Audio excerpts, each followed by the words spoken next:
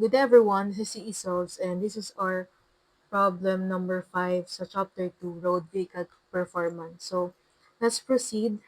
A 3,000 pound car, so weight natin is 3,000 pounds, has a maximum speed at sea level. So, sea level density niyan is 1.22558 kilogram per meter cube. Level paved surface, so ibig sabihin wala tayong grade resistance. So, next of 140 miles per hour. So maximum speed of 140 miles per hour. So V is equal to 140 miles per hour with 16-inch radius. So R is equal to 16 inches. Gear reduction ratio of 3.5 to 1. So 3.5 divided by 1, that is 3.5. And drivetrain efficiency of 92%. So 9 ND is equal to 0.92. It is known at the car's top speed, the engine is producing a torque of 220 feet-pounds of torque. So if the car's frontal area is 25 feet cube, ay feet squared, what is the drag coefficient? So yan na naman yung hinahanap natin. So first, since may given na tayo, may required, maraming given siya. So identify na muna natin yung equations na gagamitin natin. So, meron tayong CDAF. So, ibig sabihin meron tayong aerodynamic resistance. CDAF V squared. So, since may aerodynamic, meron din tayong rolling resistance. Palagi na yan magkasama. So, FRLW. Next is, meron tayong EOND, which actually belongs to the formula of the attractive effort. So, FE is equal to MEEOND all over R. So, kompleto ba? Meron siyang MEEO, merong ND, merong R. So, FE. Tapos, ano bang hindi nasasali? Okay, wala naman ng iba. So, ngayon, given na yung 140 miles per hour. So, very similar lang siya sa 2.4 na problem natin. Kasi, doon, kailangan muna natin yung hanapin yung velocity. Pero, this, meron na tayong given.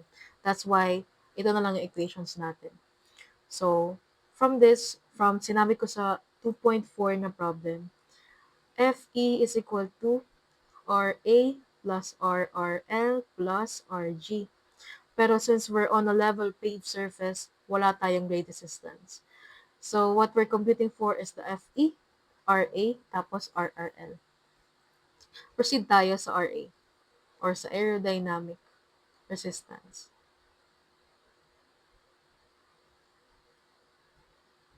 So, RA natin is density over 2. Density natin is 1.22558, 8 lang, isang 8 lang, all over 2. Tapos, CD natin is our unknown. AF natin, okay, convert na muna natin yung values since hindi pa siya ang tawag dyan, naka-metric. So, pwede mo naman itong skip, pero gawin lang natin to for the sake. So, yan, 3,000 pounds, that is equal to, so 3,000 times 4.448, 3,000 times 4.448, that is 13,344 newtons. Okay na to converted. 140 miles per hour. So 140 meters, 1,609.344 meters times R divided by 3,600. 62.5856 inches. So 16 inches. 16 inches to meters. That is 0.4064 meters.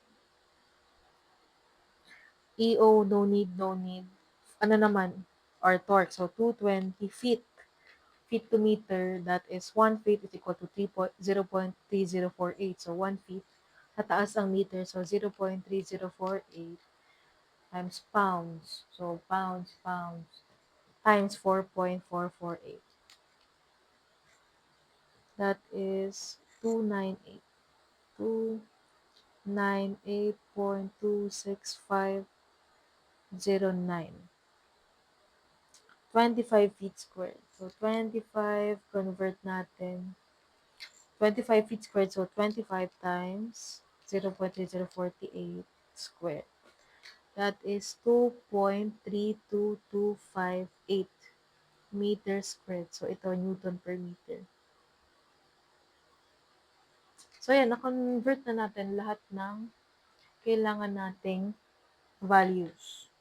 So far, correct naman siya. So, next natin gawin, substitute na ulit natin. Balik tayo dito sa aerodynamic resistance. So, CD times AF, which is 2.32258.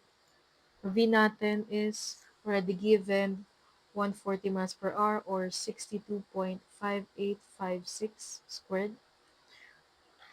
Simplify lang natin to, tapos ito.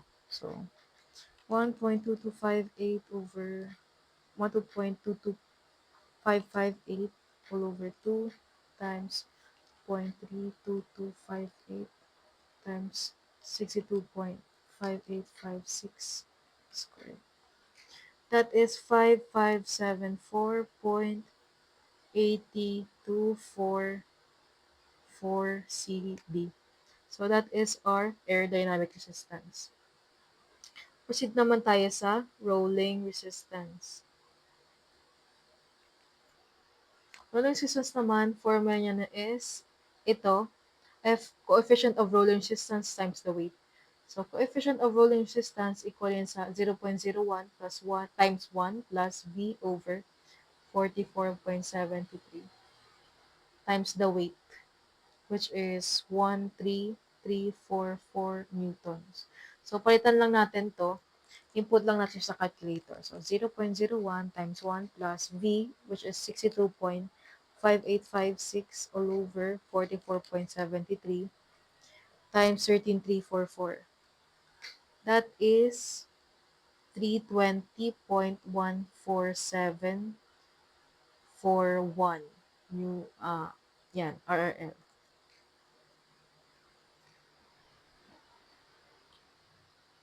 So, proceed naman tayo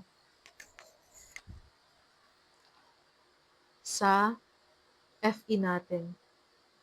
So, FE equals MEEOND all over R. So, ME is equal to 298.26509 Newton per meters times EO natin is 3.5.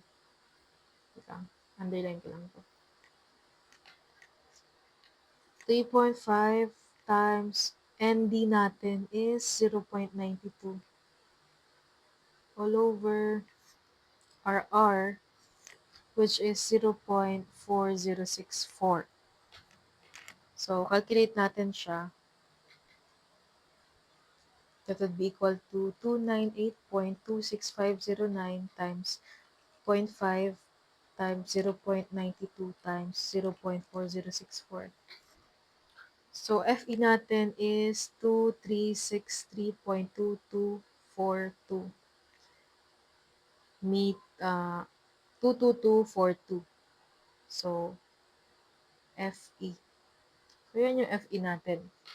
Substitute natin siya dito sa condition na to or sa sinabi kong formula based on the book. So, FE is 2363.22242 is equal to aerodynamic 5574.8244 CD plus 320.14741. So, calculate natin siya. 5574.8244 CD plus 320.14741. Shift solve. So, our CD would be equal to 0.36648.